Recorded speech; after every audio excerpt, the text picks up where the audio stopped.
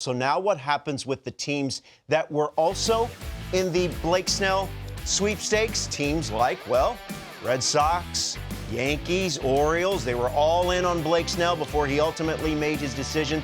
This from Mark Feinsand, quoting a source, expect those three teams to remain active on the pitching market with names like Burns, Fried, and Jack Flaherty among the top arms available. Now, speaking of the Red Sox, according to this report, they are increasingly seen as a legitimate contender for Juan Soto.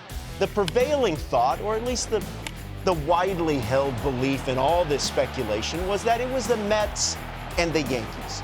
Those were the two finalists. But if you believe this report, the Boston Red Sox are making a very hard push for Juan Soto. I mean, it makes a lot of sense. The Red Sox should be in the biggest market for the biggest players, right? Because they are. 100%.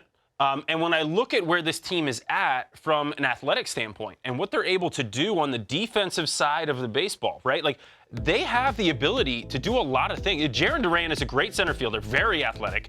You look at guys like Wilyer Abreu, who has made a great impact on this team. Ceddanne Rafaela, I mean, he can play second, he can play short, he can play center field. You can move him all over the place.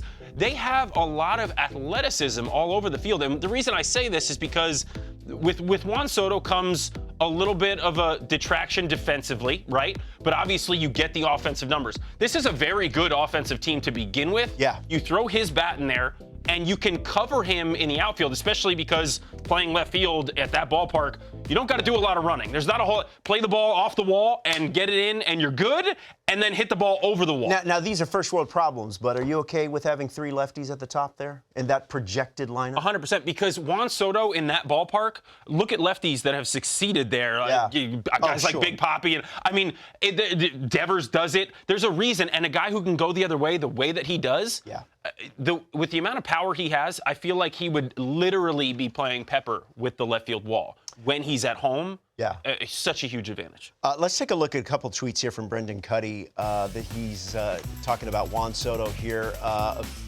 Offers for Soto are expected to go through multiple rounds, a league source telling The Athletic. The first round is expected to be preliminary, meant to gauge genuine interest from all parties. The following offers, which could start around next week, are, and he went on to tweet, expected to become increasingly more serious, weeding out candidates and seemingly point toward a winter meeting-ish decision timeframe. Now, the winter meetings are next week? December 9th through the 11th. So we're rapidly approaching that. The winter meetings, 9th through the 12th. The winter meetings in Dallas, in the Dallas-Fort Worth area. And, of course, MLB Network will be on site with all the information. With what you talked about right there with Soto and these contracts and the rounds that they're going through, we just saw what the Dodgers have done with some contracts. That's why the rounds are going to be necessary. It's here's a number.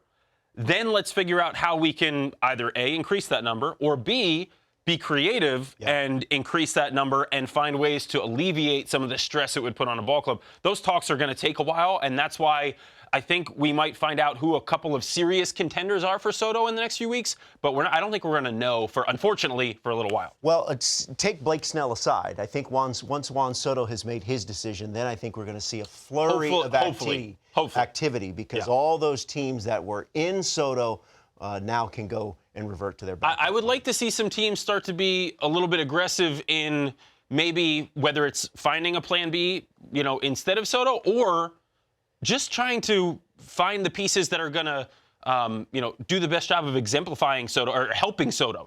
Let's build up around him too and not be afraid to do that early. I know teams want to get that big one out of the way.